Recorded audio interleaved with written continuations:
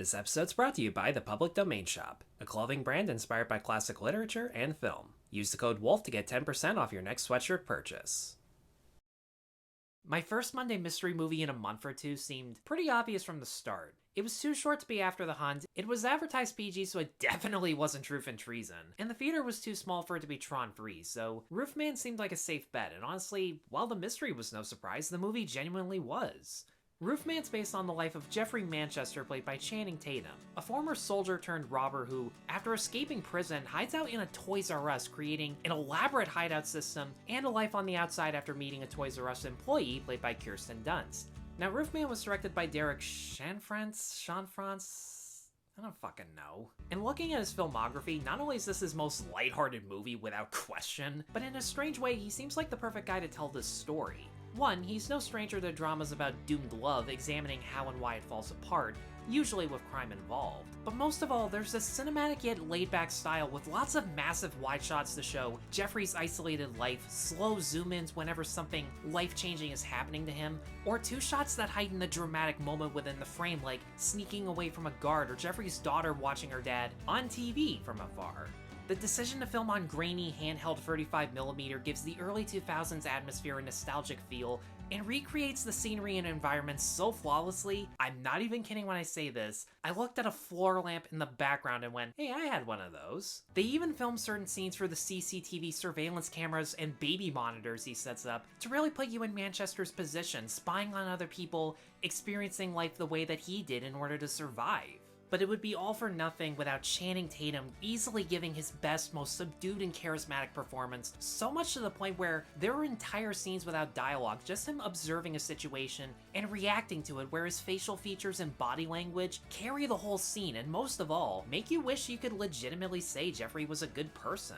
He's definitely a smart person. His resourcefulness in figuring out how to disarm the security systems, living off baby food and candy in order to survive in the toy store, even setting up baby monitors to create his own surveillance system, where some of the coolest moments, especially a stunt involving Tatum in one unbroken take doing a leap of faith, butt naked like he's on Jackass.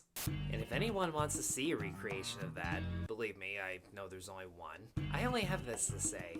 Seek some professional fucking help. Look, bottom line, he's resourceful and clever and it's entertaining. Moving on. And in case stealing from people wasn't obvious, the way he passes time in Toys R Us, he's not exactly a mature person. The movie and real-life interviews during the credits make it clear that he never had any ill will towards his marks. It was always about getting money to support himself and his loved ones. Even during robberies, he's so polite and nonchalant, he even offers his jacket to a hostage before locking them in the freezer, but not without saying, it's your fault you didn't bring one. And as much as his loneliness motivated his romance with Lee, Tatum and Kirsten Dunst have genuine chemistry where her soft-spoken yet blunt personality entices him, making him wish he could be a better person. And he does some legitimately selfless things, others not so much, to connect with her daughters and be a father figure for them that he himself never will for his own kids, as if to try redeeming or justifying his actions. But at the same time, as much as she appreciates his giving nature, she does question his more materialistic side, and as such a devout Christian, she cares more about the people in her life than anything else, and as much as she has issues at work or with her family, she at least makes an effort to plow through it, and that's the big difference between them. She endures, he makes shortcuts. Now, as much as I like this movie, I didn't love it enough to be emotionally sucked in when Jeffrey's past catches up to him, and I think that's because the first 20 minutes tries to cover everything in Jeffrey's life, from why he turned to crime, where his skills come from, and how his early robberies affected his first family, in such a rushed and forced fashion that it was hard to get invested. The parts that were more interesting to me, like his military service giving him skills for a different career path, are just explained through narration, where even a small montage of him doing recon work or showing why he can't get work outside of the military, because yeah, that's barely addressed. They don't even mention that he worked at a McDonald's before stealing from them.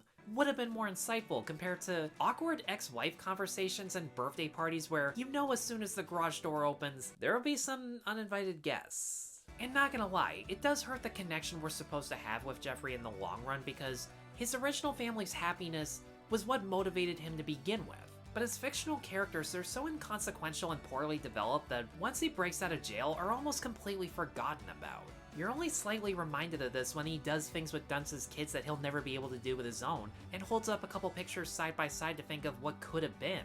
Speaking of which, I didn't think the sidecast were given as interesting or entertaining characters as they could have been. LaKeith Stanfield pops up every now and then as Jeffrey's contact, but most of his dialogue is just grilling him for being a bad criminal, and he doesn't say anything funny while doing it. If anything, Juno Temple as his girlfriend and partner in crime got more laughs out of me. Peter Dinklage is such a stereotypical horrible boss who repeats a lot of his sentences and routines over and over, he may as well be a Happy Madison villain. Ben Mendelsohn and Uzo Aduba, especially as the local preachers, I have no idea what the fuck that was.